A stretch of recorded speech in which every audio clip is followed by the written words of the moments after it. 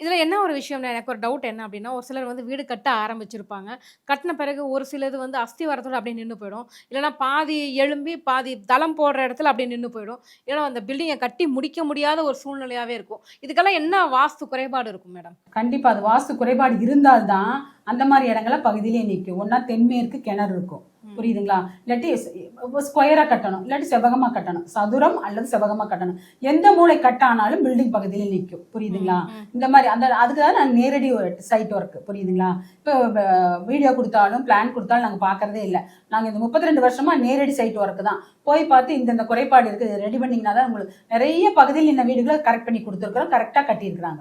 நிறைய பேர் பயந்துக்கிறாங்க, எங்கிட்ட படிக்கிற வர்றவங்களே சொல்லுவாங்க, இவ்வளவு ஷார்ட் அண்ட் ஸ்வீட்டா இருக்குது கிளாஸ் அப்படின்னு படிச்சு முடிச்சதுக்கு அப்புறம் சொல்லுவாங்க, நாங்க வாஸ்துனா ரொம்ப பயந்துகிட்டோம், நிறைய தட்டணும் கொட்டணும் இடிக்கணும், வாஸ்து மிகப்பெரிய சப்ஜெக்ட் அப்படிங்கிற மாதிரி எல்லாம் நாங்க நிறைய பயந்துகிட்டோம். ஆனா இவ்வளவு ஈஸியா இவ்வளவு ஸ்லோவமா சொல்லி கொடுத்தீங்க நீங்க. அதாவது நம்ம போய் பாக்குறேன்னு வைங்களேன், ஒரு சில பொருட்களை மாற்றி வைப்பதன் மூலம் அவங்க வாழ்க்கையே மாறலாம், புரியுதுங்களா?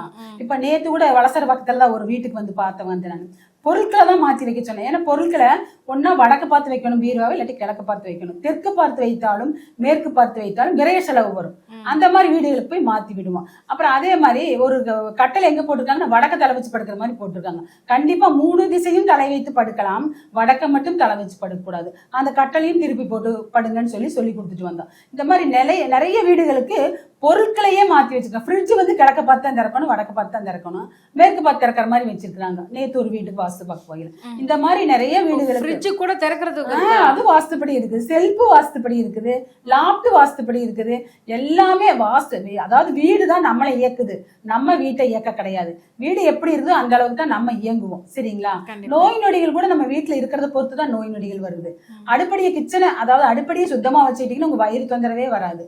அடுப்படியை சுத்தமா வைக்கலீங்கன்னா கண்டிப்பா உங்க வயிறு தொந்தரவு வரும். இது மாதிரி விஷயங்கள் எல்லாம் வாஸ்துல இருக்குது.